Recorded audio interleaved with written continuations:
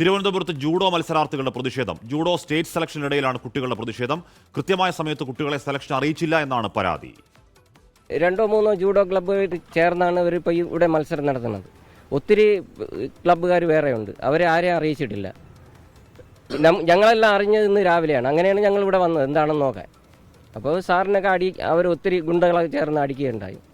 ഞങ്ങളെ നേരത്തെ അറിയിക്കായിരുന്നു അവർക്ക് മത്സരം നടത്തണമെങ്കിൽ. ഇന്ന് വന്ന് അറിയിച്ച നമ്മൾ എങ്ങനെയാണ് ഇന്ന് രാവിലെയാണ് മത്സരം ഉണ്ടെന്ന് അറിഞ്ഞത്. ഞങ്ങൾക്ക് ഒരു പ്രിപ്പറേഷനും നടത്താൻ പറ്റില്ല. അതുപോലെ ഇവരെയൊക്കെ അടിക്കുകയും ചെയ്തു, വലിയ മാമന്മാർ. അതായത് വലിയ ആൾക്കാർ, നമ്മളെ ഏജിലുള്ള കുട്ടികളല്ല.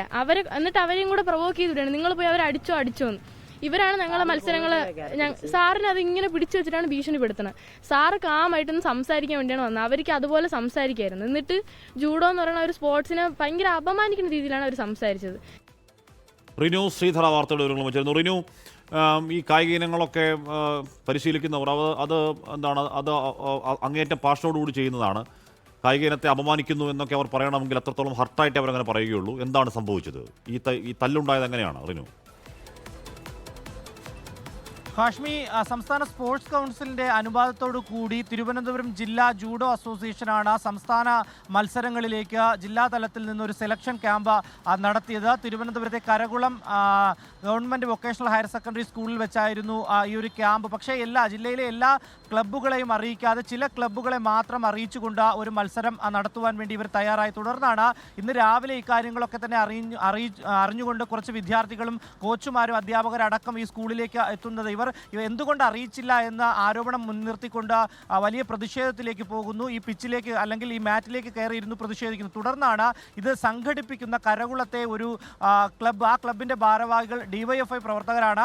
ഇവർ ഇവിടേക്ക് വരികയും ഇവരുമായി വാക്കുതർക്കത്തിൽ ഏർപ്പെടുകയും ചെയ്തു. തുടർന്ന് നെടുമങ്ങാട് പോലീസ് അടക്കം അവിടെ എത്തി ഇവരെ പിന്തിരിപ്പിക്കാൻ ശ്രമിച്ചു. ഇതിനിടയിലാണ് ഇന്ന് അറിഞ്ഞ് മത്സരത്തിന് വേണ്ടി എത്തി പ്രതിഷേധം അറിയിച്ച വിദ്യാർത്ഥികളെയും രക്ഷകർത്താക്കളെയും അതുപോലെ തന്നെ കോച്ചുമാരെ ഉൾപ്പെടെ ഇവർ തല്ലുന്ന ഒരു സാഹചര്യത്തിലേക്ക് നമ്മുടെ കൺമുന്നിൽ വെച്ചാണ് വളരെ ക്രൂരമായി ഇവരെ തല്ലുന്ന ഒരു സാഹചര്യം. പോലീസിന് നോക്കി നിൽക്കാൻ മാത്രമേ കഴിഞ്ഞുള്ളൂ. 2 പോലീസുകാർ മാത്രമാണ് ഉണ്ടായിരുന്നത്.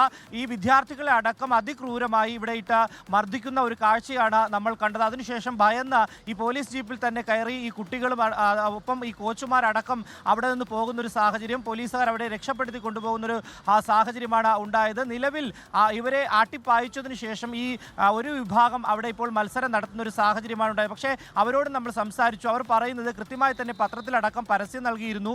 പരസ്യം നൽകിയതിൻ്റെ അടിസ്ഥാനത്തിൽ ഈ മത്സരിക്കാൻ എത്തുന്നവർക്ക് വേണമെങ്കിൽ ഇനിയും മത്സരിക്കാം എന്നുള്ളതാണ്. ഇവർ മനഃപൂർവ്വം പ്രശ്നമുണ്ടാക്കാൻ വന്നവരാണ്. എങ്കിൽ പോലും കയ്യാങ്കളിയിലേക്ക് പോകേണ്ടുന്ന ഒരു സാഹചര്യമില്ല. നിയമപരമായിട്ട് ഇതിൽ ഒരു ഇടപെടൽ നടത്താവുന്നതാണ്. അതൊന്നും ചെയ്യാതെ അതിക്രൂരമായി മർദ്ദിക്കുന്ന ഒരു കാഴ്ചയാണ് നമ്മൾ അവിടെ കരകുളത്ത് വെച്ച് കണ്ടത്. ഹാഷ്മി. ഓക്കെ, റിനു ശ്രീധറാണ് ആ വാർത്തയുടെ വിവരങ്ങൾ നൽകിയത്.